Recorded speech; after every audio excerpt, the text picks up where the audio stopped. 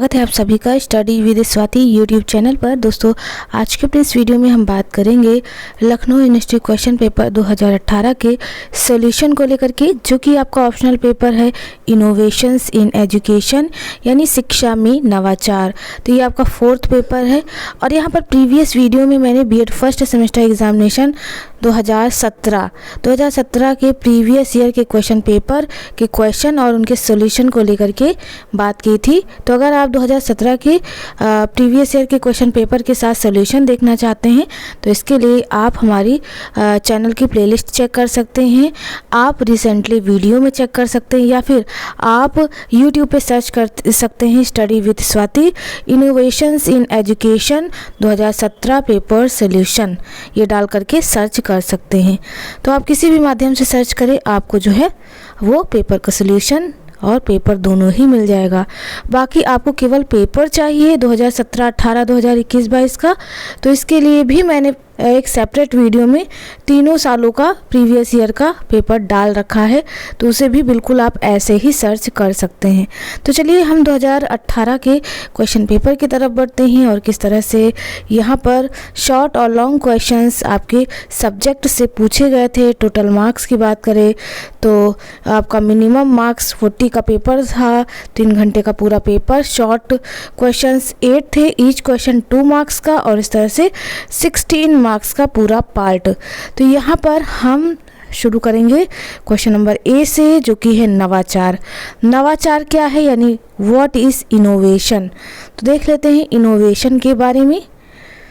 Previous video में जो 2017 का पेपर था उसमें कॉन्सेप्ट ऑफ इनोवेशन पूछा था, ठीक है। तो इनोवेशन से चाहे कॉन्सेप्ट हो, चाहे मीनिंग हो, चाहे डेफिनेशन हो, ये सारी चीज़ें पूछता ही पूछता है। तो नवाचार से तात्पर्य किसी व्यक्ति द्वारा अपने अर्जित ज्ञान के आधार पर कुछ नया विकसित करने की क्षमता से है। यहाँ कुछ नया का अर्थ है कि अन्य सभी उपस्थित वस्तुओं से पूर्ण रूप तरह से अलग होना। नवाचार जीवन के लगभग प्रत्येक चरण में महत्वपूर्ण भूमिका निभाता है। ये सारी चीज़ें नवाचार के संदर्भ में दी गई हैं। अब यहाँ पर इनकी परिभाषाओं से हम थोड़ी सी चीज़ें समझ लेंगे। स्टीफन कहते हैं कि एक उत्पाद, प्रक्रिया या सेवाओं को प्रारंभ करने या सुधारने के लिए लागू किया गया एक नया विचार है। वहीं पीटर ड्रकर कहते हैं कि नवाचार वह साधन है जिसके द्वारा उद्यमी या तो नए धन का उत्पादन करने वाले संसाधन बनाता है या धन के सृजन के लिए मौजूदा संसाधनों में वृद्धि करता है। तो दोस्तों, ये हो गया नवाचार का अर्थ और परिभाषा। तो परिभाषा आप 2 याद कर लीजिए, 1 याद कर लीजिए, काफ़ी है, ठीक है। तो यहाँ तक आपका पहला शॉर्ट कंप्लीट होता है। नेक्स्ट जो शॉर्ट क्वेश्चन पूछा था वो था वैज्ञानिक मनोवृत्ति क्या है, यानी व्हाट इज साइंटिफिक टेम्पर, ये करके आपका क्वेश्चन पूछा था शॉर्ट क्वेश्चन। तो शॉर्ट क्वेश्चन आपके लॉन्ग में भी पूछे जा सकते हैं, शॉर्ट नोट्स में। तो इसको हम देख लेते हैं वैज्ञानिक मनोवृत्ति यानी साइंटिफिक टेम्पर के बारे में। तो अगर हम बात करें साइंटिफिक टेम्पर यानी वैज्ञानिक स्वभाव के बारे में, तो यहाँ पर बताया है कि वैज्ञानिक स्वभाव तार्किक सोच का एक दृष्टिकोण है। यदि कोई व्यक्ति अपने दैनिक जीवन के निर्णय लेने की प्रक्रिया में वैज्ञानिक विधि का उपयोग जानबूझकर या अनजाने में करता है तो हम कह सकते हैं कि उसका वैज्ञानिक स्वभाव है। यह वैज्ञानिक व्यवहार हमारे जीवन में महत्वपूर्ण है क्योंकि इस तरह का रवैया आम जनता को अपने फैसले तर्कसंगत बनाने में सक्षम बनाता है। आगे दिया है कि वैज्ञानिक स्वभाव का विभिन्न तरीकों और साधनों और कुछ पारंपरिक मीडिया, प्रिंट, लोक विद्या, लोक नृत्य, नुक्कड़ नाटक, कठपुतली कार्यक्रम इत्यादि के द्वारा प्रोत्साहित किया जाता है। इलेक्ट्रॉनिक और डिजिटल मीडियम उन्नत मीडिया है जिसका उपयोग आज प्रभावी रूप से विज्ञान प्रसार के लिए किया जाता है, ठीक है। आईसीटी में भी इसका प्रयोग काफ़ी तौर पे किया जा रहा है। आगे दिया है विज्ञान न केवल छात्रों में जिज्ञासा की भावना पैदा करता है बल्कि वैज्ञानिक स्वभाव विकसित करने में भी मदद करता है। यह वैज्ञानिक स्वभाव या वैज्ञानिक दृष्टिकोण मूल रूप से एक स्वस्थ संदेश, सार्वभौमिकता, पूर्वग्रह या पूर्वग्रह से मुक्त निष्पक्षता, स्वतंत्र सोच और विनम्रता जैसे गुणों की विशेषता है जो पर्याप्त साबुत तर्कसंगतता, दृढ़ता और सकारात्मक दृष्टिकोण के बिना निर्णय को निलंबित करने की इच्छा, विफलता, ये सारी चीज़ें जो है साइंटिफिक टेम्पर के बारे में बताई गई हैं। तो इसे आप ध्यानपूर्वक पढ़ लीजिए, इम्पॉर्टेंट क्वेश्चन है, आपके एग्जाम में पूछा गया था। चलिए नेक्स्ट इम्पॉर्टेंट क्वेश्चन जो कि आपका पूछा गया था इंटरनेट से। ठीक है, क्या था क्वेश्चन देख लेते हैं। तो थर्ड शॉर्ट क्वेश्चन पूछा था कि इंटरनेट और शिक्षा, तो इसे आप अपने हिसाब से भी लिख सकते हैं, यानी इंटरनेट एंड एजुकेशन के बारे में ये दोनों चीज़ें आपको पता है तो इनको मिक्स करके आप बना के भी क्वेश्चन का आंसर लिख सकते हैं। फिर भी यहाँ पर हम इस क्वेश्चन का आंसर देख लेते हैं। तो यहाँ पर दिया है कि इंटरनेट अनुप्रयोग के शैक्षणिक आधार, यानी educational base application of internet. तो यहाँ पर शिक्षा और इंटरनेट को दोनों एक साथ परिभाषित किया गया है कि इंटरनेट सूचनाओं का भंडार है।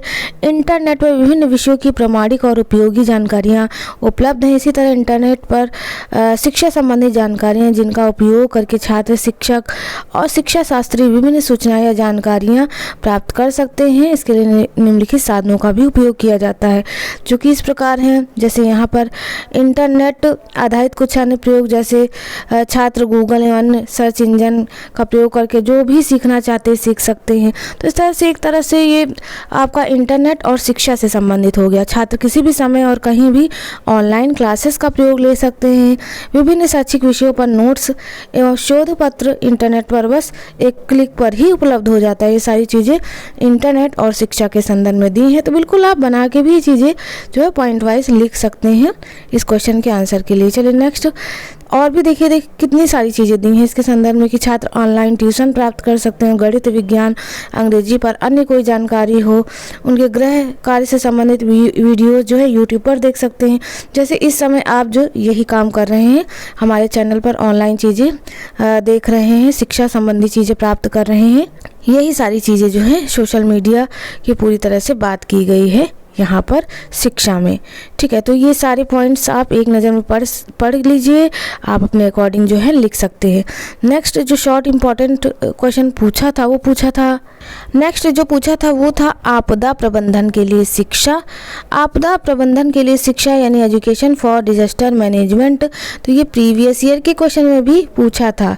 बस यहाँ पर बात करें कि जो आपदा प्रबंधन के लिए उपाय पूछ लिए थे सरकार द्वारा कौन से किए जा रहे थे, ऐसे क्वेश्चन में पूछा था। और यहाँ पर 2018 में आपदा प्रबंधन के लिए शिक्षा पूछ लिया है। तो इस क्वेश्चन का आंसर भी हम एक नज़र में देख लेते हैं। तो सबसे पहले अगर हम बात करें आपदा प्रबंधन योजना, तो इसके अंतर्गत राहत कार्य, पुनः प्राप्ति एवं पुनर्वास कार्यों के लिए ऐसी ढांचागत सुविधाओं का निर्माण करना शामिल है जिनका आपदा के उपरांत समुचित ढंग से उपयोग किया जा सकता। और ये तभी संभव है जब आप शिक्षित होंगे। आवश्यक ढांचागत सुविधाओं के अंतर्गत त्वरित बचाव कार्यक्रम, भोजन एवं आवास की व्यवस्था, स्वच्छ जल की उपलब्धता, परिवहन एवं संचार व्यवस्था घोषित किए जाते हैं। आपदा प्रबंधन के बचाव के उपाय भी दिए हैं कि आपदा न्यूनीकरण का मुख्य उद्देश्य मनुष्यों की जान की सुरक्षा के साथ साथ उनकी संपत्ति को बचाने या आर्थिक क्षति को कम करना। आर्थिक आपदा न्यूनीकरण के स्वरूप, आपदा की प्रकृति तथा आपदा से प्रभावित होने वाले क्षेत्र। उपाय बताए गए हैं कि आपदा से प्रभावित क्षेत्रों का सर्वेक्षण एवं मानचित्र तथा आपदा मंडल मानचित्र का निर्माण करना। आपदा प्रभावित क्षेत्रों में समुचित भूमि का नियोजन तथा आपदा को और अधिक सक्रिय करने वाले भूमि का उपयोग को रोकना। ये सारी चीज़ें तभी होंगी जब जो है आप शिक्षित होंगे। ठीक है, इसके अंतर्गत आप पॉइंट बना के लिख सकते हैं कि सागरीय दीवारों के निर्माण एवं मैंग्रोव के रोपण द्वारा तटीय रक्षण की व्यवस्था करना। और ये तभी संभव है जब हम इन चीज़ों के बारे में जागरूक होंगे, हम शिक्षित होंगे। ऐसे पॉइंट करके आप जो है लिख सकते हैं इनके साथ में। चूँकि आपको एक प्रॉपर वे में आंसर एक जगह नहीं मिलेगा, आपको जो है अपने मस्तिष्क का उपयोग करते हुए अपने हिसाब से जो है ये चीज़ें लिखनी पड़ेंगी। भवनों की संरचना में सुधार तथा आपदाओं के सुरक्षित भवनों के डिज़ाइन कोड का अनुकरण करना, ये सभी चीज़ें शिक्षा के माध्यम से ही संभव हैं। आपदा न्यूनीकरण का कोई भी कार्यक्रम या उपाय तब तक सफल नहीं हो सकता जब तक कि पर्याप्त धन एवं ढांचागत सुविधाएँ उपलब्ध नहीं हो पाती, और साथ ही आप जब तक जागरूक नहीं होंगे।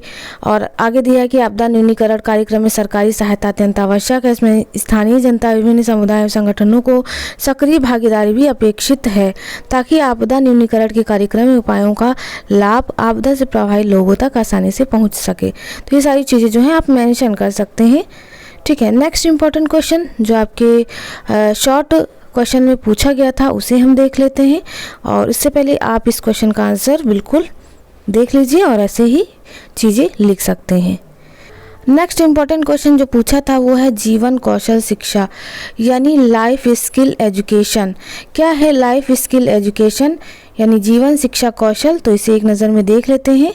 तो जीवन कौशल शिक्षा दिया है कि बालक का विकास उसके व्यक्तित्व के संपूर्ण पहलुओं को ध्यान में रखकर करना चाहिए, इसलिए जीवन कौशल की अहम भूमिका है। शिक्षा में जीवन कौशल जीवन के सभी तथ्यों को समझकर उसको सही क्रम में निर्धारित कर जीवन को समन्वित कर सकता है। जीवन के संघर्षों से जूझने में जीवन कौशल की अहम भूमिका होती है। इससे संस्कारित बच्चे, परिवार, अभिभावक तथा समाज की नींव तैयार होती है।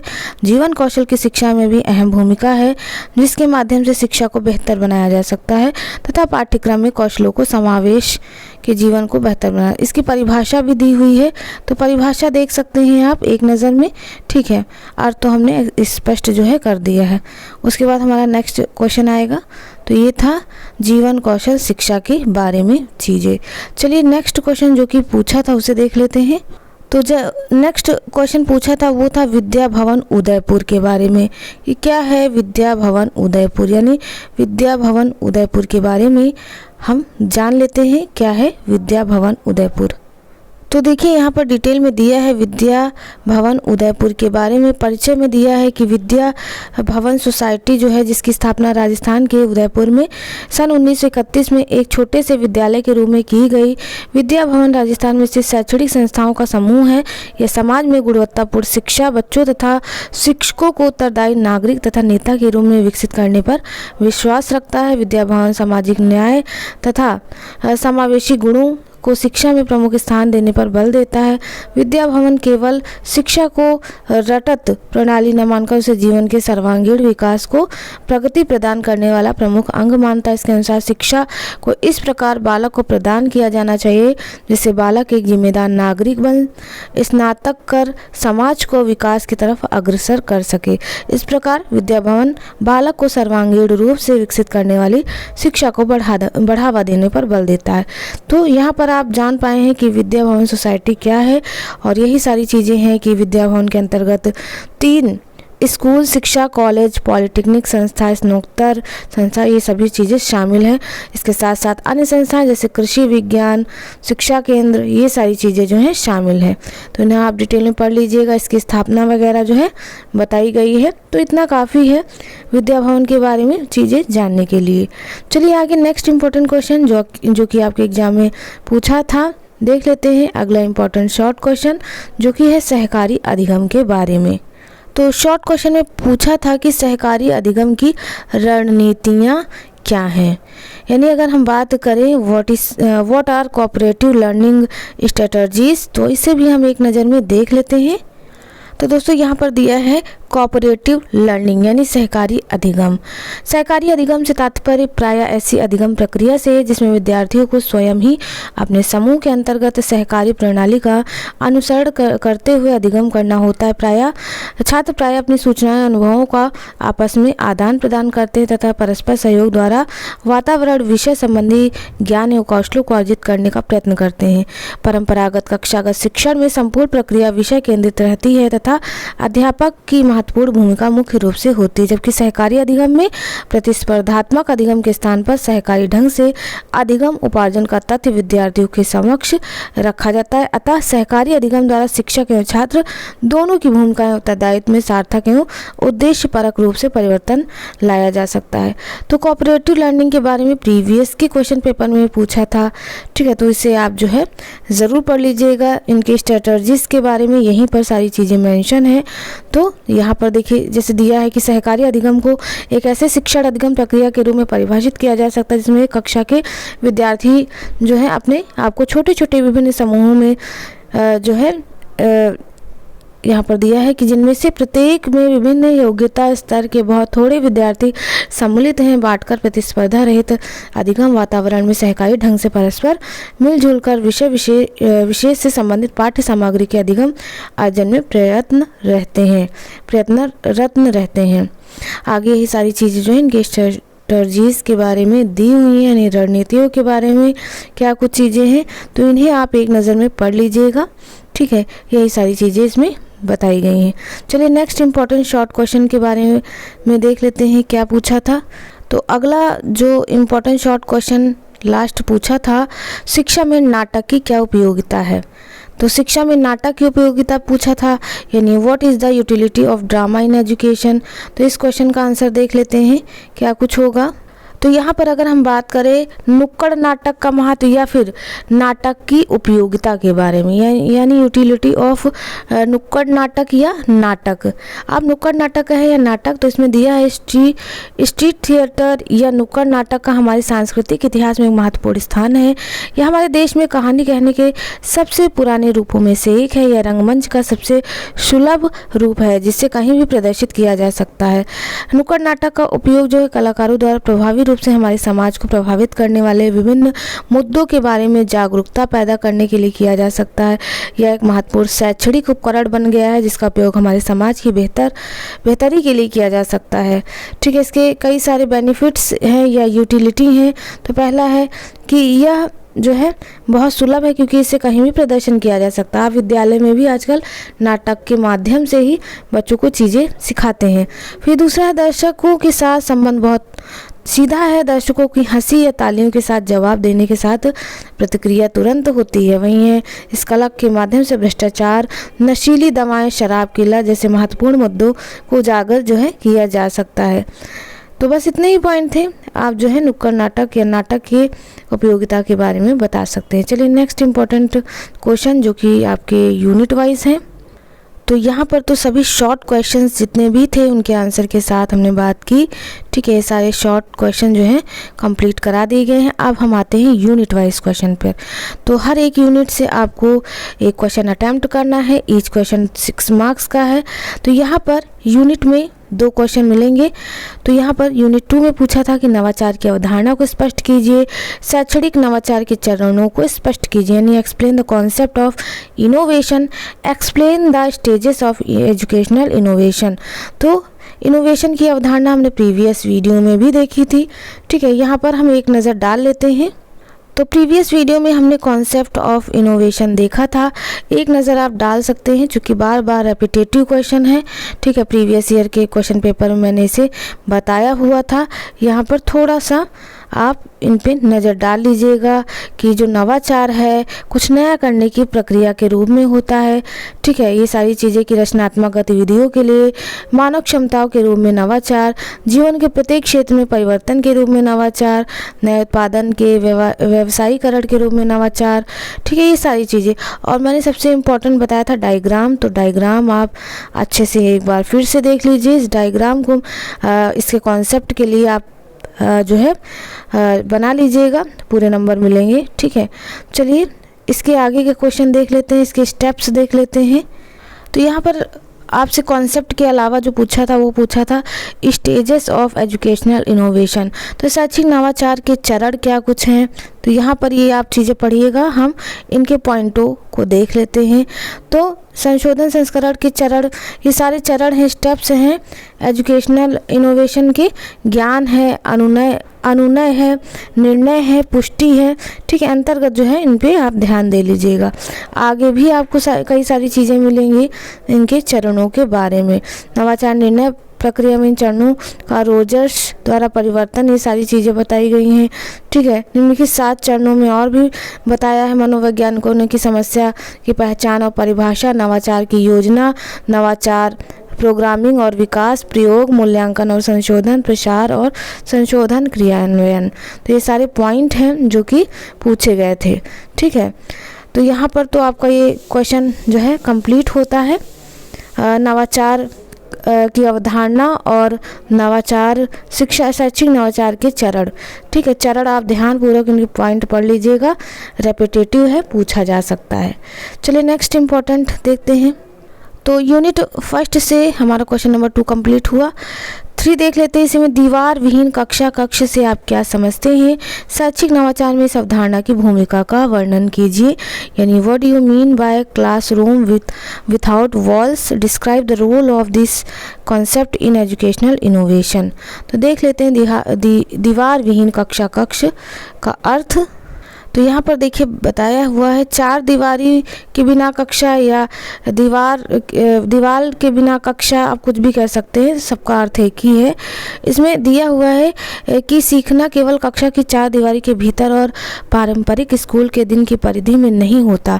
सीखना स्कूल के बाहर की कक्षा के बाहर भी हो सकता है। छात्र एक नए खेल की कोशिश करके या एक क्लब में शामिल होकर सीख सकते हैं और इसके परिणाम स्वरूप एक नए कौशल या प्रतिभा की खोज हो सकती है जो आगे व्यक्तिगत विकास और अधिक आत्मसम्मान का नेतृत्व करेगी। इस तरह की गतिविधि सह पाठ्यक्रम या पाठ्येतर कार्यक्रम के अंतर्गत आती है। तो ये सारी चीज़ें जो है इसके संदर्भ में दी हुई हैं, आप बिल्कुल इसे देख सकते हैं, आप पढ़ सकते हैं इन चीज़ों को। ठीक है, अब आगे क्वेश्चन था कि शैक्षिक नवाचार में दीवार के बिना कक्षा की भूमिका और महत्व। तो इनके पॉइंट के रूप में हम इन्हें परिभाषित करेंगे। तो इनमें कई सारे पॉइंट दिए हैं। तो पहला है कि एक वैज्ञानिक क्षेत्र में रचनात्मक सोच को प्रोत्साहित करने और नवाचार के लिए एक सहयोग दृष्टिकोण को प्रेरित करने के लिए। दूसरा है कि नेतृत्व विकास सभी के लिए महत्वपूर्ण। तीसरा है विभिन्न प्रकार के ट्रैक और फील्ड इवेंट में उनकी भागीदारी के लिए युवा छात्रों को व्यवस्थित करने, मार्गदर्शन करने और निर्देशन देने के लिए, ये सारी चीज़ों में। ठीक है, इनके पॉइंटों को आप ध्यानपूर्वक पढ़ लीजिएगा। तो बस दो ही पॉइंट थे मेनली जो आपको बताने थे। इसके अलावा यहाँ पर जो सारी चीज़ें हैं, ठीक है, वो आप ज़रूर पढ़ के लिखिएगा, क्योंकि मैं इन्हें एक एक चीज़ें नहीं पढ़ सकती, टाइम काफ़ी चला जाएगा और मुझे 2021-22 का पेपर भी सॉल्व करवाना है। ठीक है, तो ये तो हो गया चार दीवारी या दीवार के बिना जो कक्ष होती है जहाँ बच्चे सीखते हैं चीज़ें, उनके संदर्भ में। चलिए नेक्स्ट जो आपका इम्पोर्टेंट यूनिट 2 से क्वेश्चन है, उन्हें हम एक नज़र में देख लेते हैं। तो यहाँ पर यूनिट 1 कंप्लीट होने के बाद हम यूनिट 2 पे बढ़ते हैं और यूनिट 2 में जो इम्पोर्टेंट क्वेश्चन है, क्वेश्चन नंबर 4, शांति निकेतन के विषय में बताइए, यानी explain in detail about Shanti Niketan. Previous video में शांति निकेतन की विशेषताएं पूछ ली थी। ठीक है, इसमें शांति निकेतन के विषय में पूछ लिया है। तो कुल मिलाकर के शांति निकेतन से आपका क्वेश्चन पूछा जाता है और ये बहुत इम्पोर्टेंट क्वेश्चन है। देख लेते हैं शांति निकेतन के बारे में। तो यहाँ पर शांति निकेतन के बारे में बताया गया है कि टैगोर एक महाकवि के साथ साथ एक दार्शनिक, एक शिक्षक तथा एक गुरु भी थे। गुरुदेव के रूप में शिक्षा के क्षेत्र में उनका महान योगदान जो है शांति निकेतन के रूप में परिणित हुआ। शांति निकेतन का दूसरा नाम विश्व भारती है, जो कलकत्ता से 100 मील दूर उत्तर पश्चिम में स्थित है। शांति निकेतन की स्थापना रविन्द्रनाथ टैगोर के पिता श्री देवेंद्रनाथ टैगोर ने जो है की थी। देवेंद्रनाथ अपनी साधना के लिए एक शांत स्थान की खोज में थे जो शहर के कोलाहल से दूर हो। इन्होंने इस शांत स्थान पर वृक्षारोपण करके उसका नाम शांति निकेतन रखा। सन 1901 में विश्व भारती की नींव रखी गई। उसी समय इसमें मात्र 6 छात्र ही थे। टैगोर प्राचीन गुरुकुल प्रणाली की विशेषताओं की ओर आकृष्ट थे तथा वैज्ञानिक प्रगति हेतु अपने विद्यालय में विद्यार्थियों को पूर्ण स्वतंत्रता प्रदान करते थे। उनका मानना था कि छात्र जब तक स्वयं अपनी इच्छा से कार्य नहीं करता, उसे आनंद अनुभूति नहीं होती। अध्यापक एक प्राणदायक के रूप में होता है। टैगोर प्रकृतिवादी थे होने के कारण छात्रों को प्रकृति के माध्यम से शिक्षा जो है प्रदान करने के अनुयायी थे। तो ये था जो है टैगोर का शांति निकेतन के बारे में सब कुछ यहाँ पर देखिए डिटेल में लिखा हुआ है। और भी चीज़ें आप पढ़ सकते हैं कि अपने उद्देश्यों की प्राप्ति के लिए टैगोर ने सन 1921 में शांति निकेतन में यत्र विश्वम भवेत्येक निडम अर्थात सारा विश्व एक घर है, इस नए आदर्श वाक्य के साथ विश्व भारती विश्वविद्यालय की स्थापना की। ये सारी चीज़ें जो है शांति निकेतन के संदर्भ में है और इनकी विशेषताएं आप ज़रूर देख लीजिएगा। प्रीवियस वीडियो में इनकी विशेषताएं मैंने बताई हैं, पूछा जा सकता है। और भी सारी चीज़ें हैं। ठीक है, इनकी परिभाषा में गांधी जी ने बोला है कि टैगोर राजकोट से शांति निकेतन गए, वहाँ शांति निकेतन के अध्यापकों और विद्यार्थियों ने मुझे अपने प्रेम से सराबोर कर दिया, स्वागत में सादगी, ये सारी चीज़ें जो हैं इन्होंने लिखी हुई हैं टैगोर के संदर्भ में। तो ये था शांति निकेतन के संदर्भ में। इस बिल्कुल ऐसे ही आप चीज़ें मेंशन कर सकते हैं। नेक्स्ट जो आपका क्वेश्चन पूछा था लॉन्ग क्वेश्चन में, वो था शिक्षा में नवाचार में CASE यानी केम बड़ौदा की क्या भूमिका है। तो यहाँ पर हम इन innovation in education CSE what is the role of बड़ोदरा, तो देख लेते हैं इस क्वेश्चन का आंसर और यहाँ पर हमारी यूनिट 2 कंप्लीट हो जाएगी। तो यहाँ पर केस बड़ोदरा के बारे में दिया है कि महाराजा जो है सयाजीराव यूनिवर्सिटी ऑफ बड़ौदा गुजरात राज्य में स्थापित विश्वविद्यालय है जो सन 1881 में मूल रूप से स्थापित हुआ। ये सारी चीज़ें ठीक है। विश्वविद्यालय का नाम था महाराजा सयाजीराव विश्वविद्यालय बड़ोदरा। स्थापना जो है 1949 में हुई। आदर्श वाक्य सत्यम शिवम सुंदरम। संबंधित किससे है, विश्वविद्यालय अनुदान आयोग से। क्षेत्रफल, ये सारी चीज़ें दी हुई हैं। अब यहाँ पर बड़ोदरा का ऐतिहासिक परिप्रेक्ष्य बताया गया है, ठीक है। यहाँ पर कितने विभाग हैं, कितने विश्वविद्यालय हैं, इसके साथ साथ जो है छात्रों के लिए आवास कितना है, ये सारी चीज़ें, और बड़ोदरा विश्वविद्यालय का मिशन, ये सारी चीज़ें जो हैं इसके संदर्भ में दी हैं। तो बिल्कुल आप इस क्वेश्चन का आंसर जो है पढ़ लीजिएगा, ठीक है। इसमें ज़्यादा कुछ बताने वाला है नहीं। चलिए नेक्स्ट इम्पॉर्टेंट क्वेश्चन की तरफ बढ़ते हैं। क्या पूछा था, तो यूनिट 2 कंप्लीट होने के बाद यूनिट 3 आते हैं और यूनिट 3 में क्वेश्चन नंबर 6 पूछा था कि आंगनवाड़ी कार्यक्रम से आप क्या समझते हैं, किस प्रकार शिक्षा में नवाचार इस कार्यक्रम के माध्यम से किया जाता है। यानी what do you understand by anganwadi program, how innovation in education is done through this program. तो देख लेते हैं आंगनवाड़ी कार्यक्रम और शिक्षा में नवाचार के कार्यक्रम माध्यम। तो आंगनवाड़ी के बारे में ये सारी चीज़ें दी हुई हैं कि आंगनवाड़ी शब्द का अर्थ भारतीय भाषा में आंग्ल आश्रय है, ये सारी चीज़ें, ठीक है। हम मेन पॉइंट पे आते हैं जो कि यहाँ पर आंगनवाड़ी के संदर्भ में दी है। तो आंगनवाड़ी की बात करें तो इसमें क्या क्या चीज़ें होती है। जच्चा बच्चा मृत्यु दर में गिरावट लाने हेतु आंगनवाड़ी प्रमुख भूमिका निभाती है। कुपोषण के निवारण हेतु गरीब जच्चा बच्चा दोनों को आवश्यक पोषाहार तथा औषधियाँ उपलब्ध कराती है। प्री प्राथमिक शिक्षा देती है। प्रसूति समस्या निवारण में भी इसका यहाँ अहम भूमिका है। स्वास्थ्य संबंधी समस्या के समाधान में भी आंगनवाड़ी जो है महत्वपूर्ण भूमिका निभाती है। सारी चीज़ें इनके महत्व के बारे में। अब यहाँ पर शैक्षिक नवाचार में आंगनवाड़ी की भूमिका के बारे में पूछा था, तो आप लिख सकते हैं कि सामुदायिक समर्थन तथा भागीदारी को जानने में आंगनवाड़ी की प्रमुख भूमिका है। झोपड़पट्टी तथा ग्रामीण क्षेत्रों में जहां शिक्षा की उपलब्धता कम है वहां भी प्री प्राथमिक स्तर पर शिक्षा उपलब्ध कराने में आंगनवाड़ी की प्रमुख भूमिका है। प्रौढ़ तथा महिला शिक्षा के प्रसार में सहायक है। शिक्षा द्वारा रोग संबंधी भ्रांतियों का निवारण, जन साधारण को चिकित्सा से संबंधित जानकारियाँ उपलब्ध कराने का कार्य, ये सब जो है शैक्षिक नवाचार में आंगनवाड़ी की भूमिका का महत्वपूर्ण रोल होता है।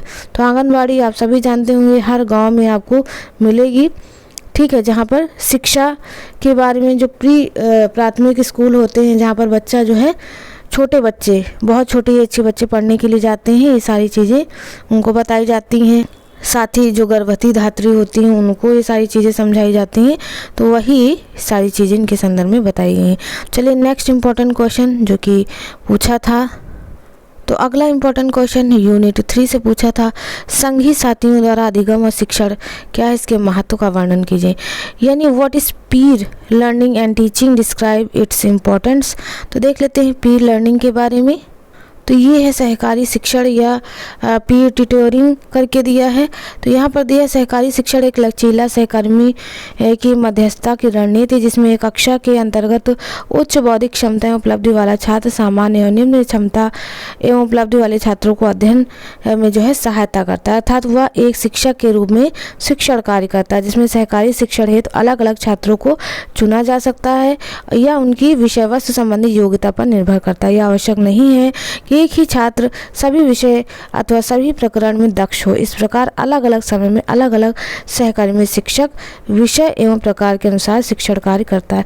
तो यहाँ से समझ पाए होंगे पीर लर्निंग क्या होती है, जिसमें जैसे आप जैसे क्लास जो कि आपकी क्लास के जो बच्चे होते हैं जो तेज होते हैं, ठीक है, अलग अलग विषयों में जो है शिक्षाएं देते हैं क्लास के ही बच्चों को या अदर बच्चों को जो उनसे नीचे हैं, ठीक है। ये सारी विशेषताएं भी बताई गई हैं कि यह उम्र, ग्रेड, स्तर और विषय क्षेत्रों में एक व्यापक शोध अभ्यास है या रणनीति अनुसंधान के आधार पर क्रियान्वयन किया गया है। ये सारे पॉइंट हैं इनकी विशेषताओं को, इन्हें आप लिख सकते हैं। ठीक है, अब सहकारी शिक्षण के लाभ एवं महत्व पूछा था, तो कई सारे लाभ और महत्व हैं कि व्यक्ति का अनुदेशन में यह सहायक होता है, अंतर्गत आप पढ़ लीजिएगा। ठीक है, दूसरा है उचित अनुदेशन एवं मार्गदर्शन सेवाओं की उपलब्धता में सहायक होता है, और इनके सारे पॉइंट ये दिए हैं। पॉइंट पर एक नज़र आप डाल लीजिएगा। देखिए, प्रीवियस ईयर का पेपर पढ़ लीजिए, काफ़ी है, आपको अलग से पढ़ने की ज़रूरत नहीं है। तीसरा है द्वितरफा लाभ प्राप्ति। चौथा है विद्यालय प्रशासन में सहयोगी है, तो ये बहुत इंपॉर्टेंट पॉइंट है। ठीक है, इन्हें आप जो है पढ़ लीजिएगा। चलिए, यहाँ तक हो गया आपका यूनिट 3 कंप्लीट। यूनिट 3 से हमारे ये दोनों क्वेश्चन कंप्लीट हुए। चलिए, लास्ट यूनिट 4 तो भी एक नज़र में हम देख लेते हैं। पूछा है मुक्त विश्वविद्यालय से आप क्या समझते हैं, इसकी विशेषताएं, यानी what do you understand bye open university. यहाँ मुक्त नहीं है, मुफ्त विश्वविद्यालय करके दिया है। नहीं, ठीक है, मुक्त ही है, ओपन यूनिवर्सिटी। एक और पेपर था इसमें मुफ्त करके दिया था, नहीं, आपके क्वेश्चन आंसर में मुफ्त करके दिया था, फ्री यूनिवर्सिटी, लेकिन ये ओपन यूनिवर्सिटी के बारे में पूछा था और इसकी विशेषता है यानी राइट इट्स फीचर। तो देख लेते हैं ओपन यूनिवर्सिटी के बारे में क्या कुछ चीज़ें हैं। ओपन यूनिवर्सिटी की बात करें तो मुक्त विश्वविद्यालय शिक्षा के क्षेत्र में नवीन अवधारणा है। मुक्त विश्वविद्यालय से उस विश्वविद्यालय से है जो विश्वविद्यालय से दूरस्थ छात्रों को शिक्षा प्रदान करता है। मुक्त विश्वविद्यालय के द्वारा सभी छात्रों के लिए हमेशा खुले रहते हैं, यानी मुक्त विश्वविद्यालय से शिक्षा प्राप्त करने के लिए ना तो आयु और ना ही औपचारिक शिक्षा की अनिवार्यता का बंधन है। प्रवेश की पात्रता के लिए निर्धारित शैक्षणिक अर्हता की आवश्यकता नहीं है। यही सारी चीज़ें परिभाषाओं में बताई हैं कि मुक्त यानी खुला विश्वविद्यालय शैक्षिक संसाधन के विचार सेवा उच्च शिक्षा संस्था है जिसमें सभी आयु वर्ग के छात्र घर पर जो है कार्य पूर्ण करके पत्राचार द्वारा दूरदर्शन द्वारा कक्षाओं में उपस्थित होकर जब भी वे तैयार हो जाते हैं तब ज्ञान के क्षेत्र में चुनौतीपूर्ण परीक्षाओं के लिए उपस्थिति होकर उपाधि अर्जित कर सकते हैं। तो ये है ओपन यूनिवर्सिटीज़ के बारे में चीज़ें, और भी पॉइंट दिए हैं, इन्हें पढ़ सकते हैं। लॉर्ड क्राउथर के अनुसार इन्होंने भी जो है ओपन यूनिवर्सिटीज़ को जो है परिभाषित किया है। तो उनकी परिभाषा वगैरह पढ़ लीजिएगा एक नज़र में, चूँकि इम्पोर्टेंट है और आपके पेपर में पूछा था। तो यहाँ पर इनकी विशेषताएं भी पूछी थी, कैरेक्टरिस्टिक्स ऑफ ओपन यूनिवर्सिटी। तो कई सारी हैं। पहला है मुक्त विश्वविद्यालय एक लोचदार प्रणाली है जिसमें समय और स्थान का बंधन नहीं है तथा विश्वविद्यालय के किसी भी पाठ्यक्रम को चुनने की स्वतंत्रता छात्रों को है। दूसरा, इस विश्वविद्यालय में प्रवेश के नियम सरल हैं तथा किसी भी कोर्स में प्रवेश हेतु अन्य विश्वविद्यालय के समान निर्धारित योग्यता का बंधन नहीं है। तीसरा है मुक्त विश्वविद्यालयों में अध्ययन के स्तर तथा गुणवत्ता का पर्याप्त ध्यान रखा जाता है। मुक्त विश्वविद्यालय के अध्ययन केंद्र मुख्य शहरों में होते हैं जहाँ से छात्र संपर्क कर सकता है, जैसे इग्नू वगैरह आप देख सकते हैं, ये सब ओपन यूनिवर्सिटीज़ हैं। ठीक है, मुक्त विश्वविद्यालय में दूरस्थ शिक्षा पत्राचार टेलीविज़न कार्यक्रम CD वीडियो आदि से छात्रों को उपलब्ध कराई जाती है। ये सारे पॉइंट हैं इनके, तो इनके पॉइंटों में आप कैरेक्टरिस्टिक्स में ये पॉइंट लिख सकते हैं। लास्ट का है मुक्त विश्वविद्यालय औपचारिक शिक्षा का महत्वपूर्ण केंद्र है, शिक्षा को सार्वजनिक रूप देने का माध्यम है। ठीक है, तो ये कैरेक्टरिस्टिक्स हो गई हैं। और लास्ट हमारा इम्पॉर्टेंट क्वेश्चन, तो यूनिट 4 से हमने ओपन यूनिवर्सिटी के बारे में जाना और इसके फीचर्स या कैरेक्टरिस्टिक्स को जाना। लास्ट क्वेश्चन यूनिट 4 से टेली कॉन्फ्रेंसिंग की शिक्षा क्या है, इसकी उपयोगिता क्या है, इसको देख लेते हैं। प्रीवियस जो आपका पेपर था उसमें भी टेली कॉन्फ्रेंसिंग के बारे में पूछा था, शायद विशेषताएँ पूछी थी। ठीक है, यहाँ पर उपयोगिता पूछ लिया, तो एक नज़र में इसे देख लेते हैं। तो यहाँ पर देखिए दिया हुआ है कि टेली कॉन्फ्रेंसिंग के शैक्षिक लाभ एवं उपयोगिता। तो यहाँ पर कई सारी जो है टेली कॉन्फ्रेंसिंग की उपयोगिता या जो लाभ हैं उनको बताया है। जैसा दूरवर्ती अधिगम में सहायक होता है, लचीली प्रविधि। प्रीवियस वीडियो में हमने टेली कॉन्फ्रेंसिंग के बारे में डिस्कस किया था, यहाँ पर हम पॉइंट वाइज चीज़ें देखते चल रहे हैं। तीसरा नियंत्रित अधिगम। चौथा है प्रभावशाली अनुदेशन। ठीक है, पांचवा है समय सारणी में सहायक। छठा है तात्कालिक पृष्ठपोषण। आगे है इस प्रकार टेली कॉन्फ्रेंसिंग के सभी रूप शिक्षा क्षेत्र में विकास में महत्वपूर्ण योगदान देते हैं। बस इतने ही थे। ठीक है, टेली कॉन्फ्रेंसिंग के पॉइंट जो कि इनकी उपयोगिता में महत्वपूर्ण हैं, इनको आप लिख सकते हैं। आप थोड़ा सा टेली कॉन्फ्रेंसिंग को जो है एक्सप्लेन करते हुए इनकी उपयोगिता को लिख दीजिएगा पॉइंट वाइज, जैसे पॉइंट वाइज मेंशन है चीज़ें। ठीक है, तो यहाँ पर हमारा यूनिट 4 जो है पूर्णतः कंप्लीट हो गया है। तो यूनिट वाइज से चीज़ें सारी कंप्लीट हो गई हैं। 2018 का प्रीवियस ईयर का पेपर देखा हमने, यहाँ पर किस तरह के क्वेश्चन आए थे और किस तरह के इनके आंसर थे, इनका सोल्यूशन भी हमने बताया। तो यहाँ पर आपका पेपर 2018 का कंप्लीट होता है। अब आगे की बात करें तो एक लास्ट पेपर बचा है 2021-22 का, उसे भी हम शाम तक देख लेंगे। तो यहाँ पर आज के इस वीडियो में बस इतना ही। मिलते हैं अपने एक नेक्स्ट वीडियो में। वीडियो अच्छा लगा हो तो अपने दोस्तों सहपाठियों के साथ शेयर करना ना भूलें। आज की इस वीडियो में बस इतना ही। मिलते हैं अपने नेक्स्ट वीडियो में। Thanks for watching.